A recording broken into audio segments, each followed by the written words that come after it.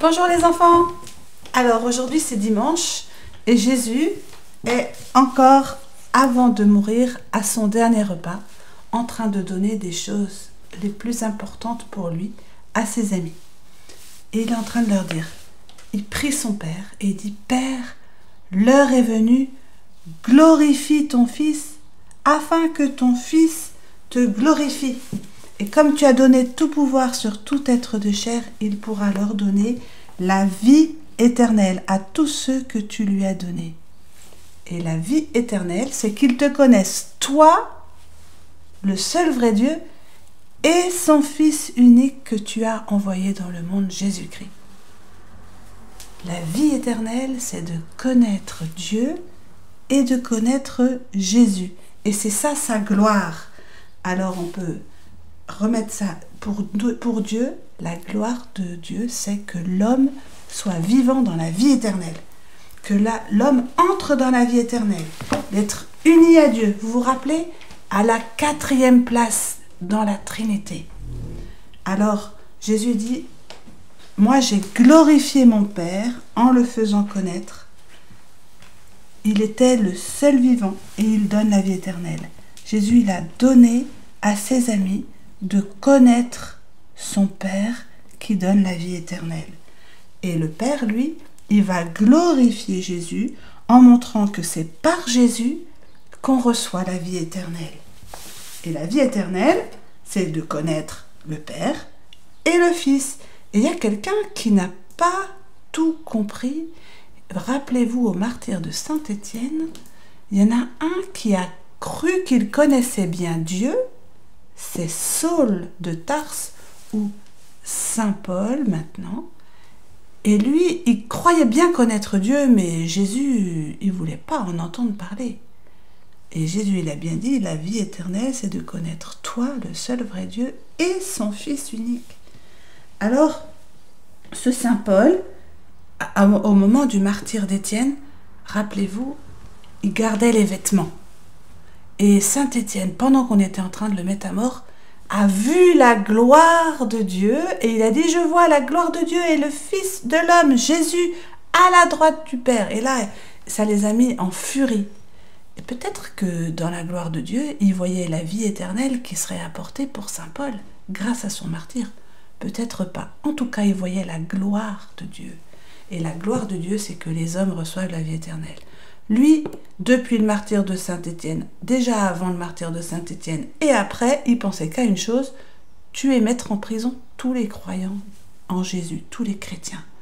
Alors, il allait dans les maisons, « Ouvrez-moi, ouvrez-moi, on m'a dit que vous alliez prier avec ces gens-là qui sont chrétiens. » Et les gens, eh bien, ils disaient, « Oui, nous sommes chrétiens. » Et du coup, Paul leur mettait des menottes et ils les emmenait tous en prison. Hommes et femmes. Les menottes, elles n'ont pas envie de s'accrocher.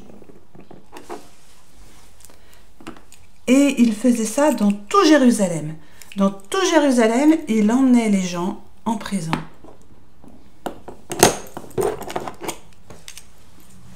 Un jour, il va voir les grands prêtres et il leur dit, « Donnez-moi une lettre, je vais aller jusqu'à Damas. » Et à Damas, je vais faire pareil. Je vais aller chercher tous ceux qui croient en ce Jésus et les apporter jusque chez vous à Jérusalem pour qu'on les mette en prison.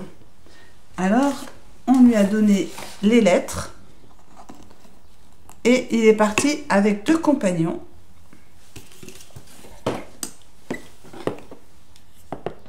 Vers Damas.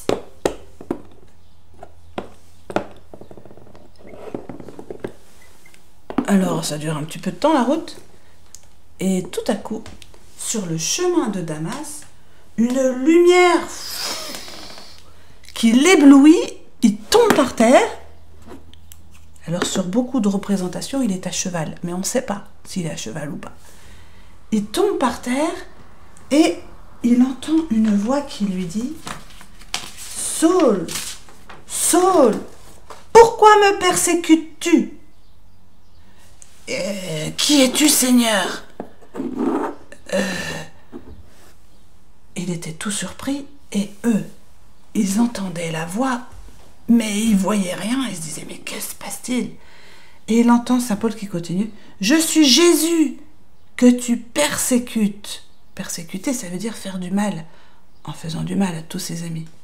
Mais relève-toi et va à Damas, on te dira ce que tu dois faire. Il se relève et là, il essaye d'ouvrir ses yeux et il voit rien.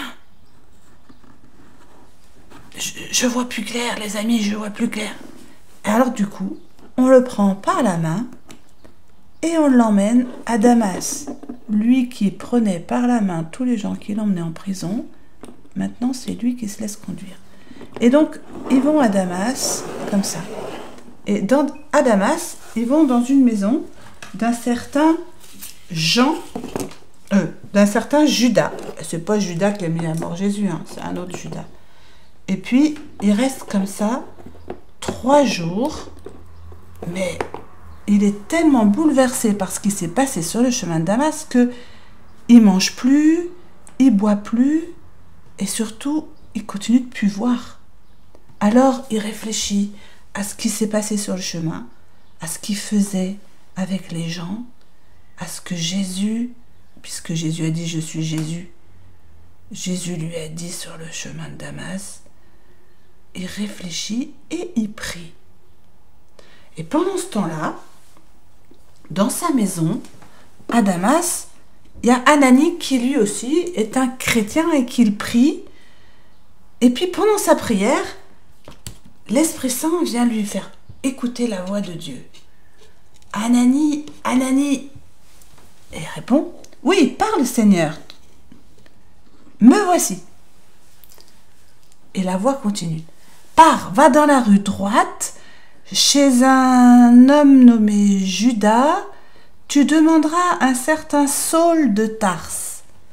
Il est en prière, et dans sa prière, je lui ai fait voir un homme du nom d'Ananie qui vient lui imposer les mains pour lui redonner la vue, puisqu'il ne voit plus. Alors là, Ananie est très très inquiet. Mais Seigneur, cet homme-là, j'ai beaucoup entendu parler de lui et tout le mal qu'il a fait à tous nos frères de Jérusalem. S'il est ici, c'est qu'il veut mettre, pareil, en prison tous ceux qui croient en ton nom. Et Jésus lui répond, non, mais toi, t'inquiète pas. Je lui ferai comprendre moi-même ce qu'il faut souffrir pour marcher à ma suite. Mais toi, fais ce que je t'ai dit. Cet homme est l'instrument que j'ai choisi pour porter la bonne nouvelle à toutes les nations païennes. Ça veut dire ceux qui ne connaissent même pas Dieu, mais aussi auprès des Juifs et à tous les rois de la terre. Alors Ananie, qu'est-ce qu'il fait? Il fait ce que Dieu lui demande. Donc il va dans la rue droite et il entre chez Judas. Il demande Saul. Saul se présente devant lui et Ananie lui dit « Saul, mon frère !» Oh là, il fait un sacré acte de foi. Hein. Il sait qu'il a tué tous ses frères. « Saul, mon frère, c'est Jésus qui t'est apparu sur le chemin de Damas, ce Jésus qui m'envoie.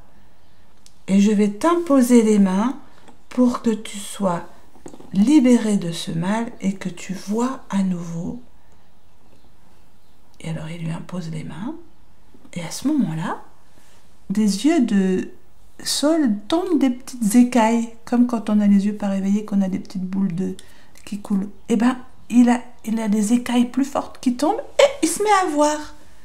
Et maintenant, Ananie lui dit, et maintenant reçois le baptême. Alors ils prennent de l'eau. Non, les copains, ils sont juste... Il prend de l'eau et il lui dit, Saul, je te baptise au nom du Père et du Fils et du Saint-Esprit. Et à ce moment-là, Saul devient Paul. Parce que quand on est baptisé, c'est une vie nouvelle.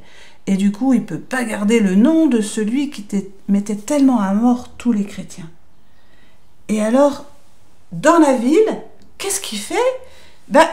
Il fait comme d'habitude, il va à la synagogue, aux endroits de prière. Mais qu'est-ce qu'il fait? Il se met à dire, vous savez, celui dont parlent tous les prophètes, c'est bien Jésus. C'est Jésus qui est le Fils de Dieu. C'est Jésus, lui qui mettait à mort tous ceux qui parlaient de Jésus. Il parle que de Jésus partout. À tel point que ceux-là sont pas trop contents. Mais qu'est-ce qu'il nous fait? Il va falloir qu'on fasse quelque chose. On va le mettre à mort, c'est pas possible. Le voilà qui remplit la ville de ce Jésus. On lui a donné des lettres pour les mettre en prison. Et lui, il fait l'inverse. Et puis, Paul, il était avec ses amis chrétiens la nuit. Et il entend qu'on veut le mettre à mort. Et même qu'on a mis des gardes à toutes les portes. Ils sont dans la ville et on a mis des gardes à toutes les portes pour pouvoir le prendre et le mettre en prison. Alors, qu'est-ce que font ces frères? Ils ont une idée. Ils l'installent dans un panier.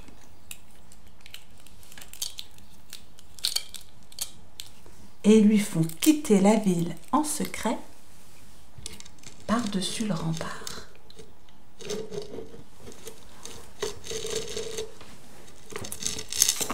Et qu'est-ce que fait Paul? Dès qu'il est libéré de la ville et que personne ne l'a vu, il va jusqu'à Jérusalem. Quand il arrive à Jérusalem, il arrive au milieu des 12 et des autres. Il n'y avait plus Jésus à ce moment-là. Mais ils ont trop peur, ils disent qu'ils viennent le mettre en prison, tous les chrétiens.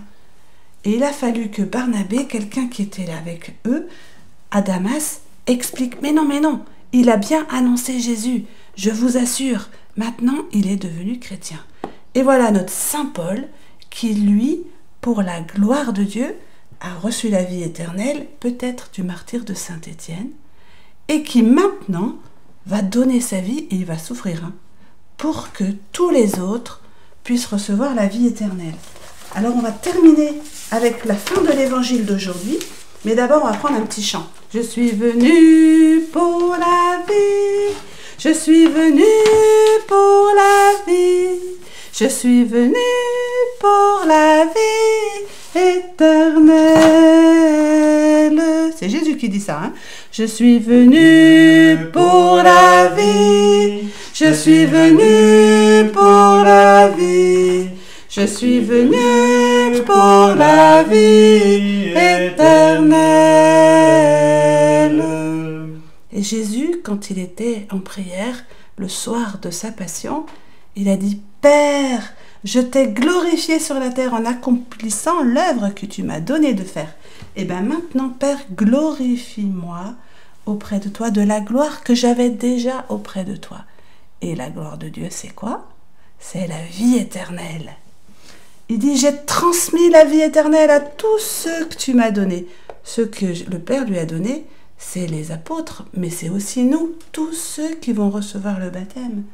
Et j'ai manifesté ton nom. Toi, ils étaient dans le monde et tu les as pris dans le monde pour me les donner. Ils étaient à toi. Ben oui, on est tous à Jésus. On lui appartient. Je leur ai donné les paroles que tu m'avais données. Ils les ont reçues et ils ont vraiment reconnu que je viens de toi. Je prie pour eux.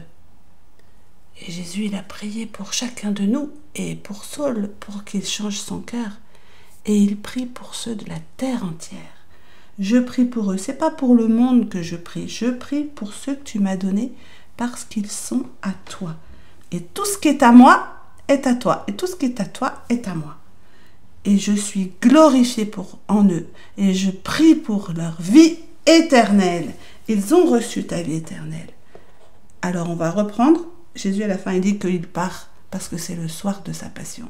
Il dit, je pars dans le monde et eux, ils restent dans le monde, mais ils vont continuer de transmettre la vie éternelle pour la gloire de Dieu.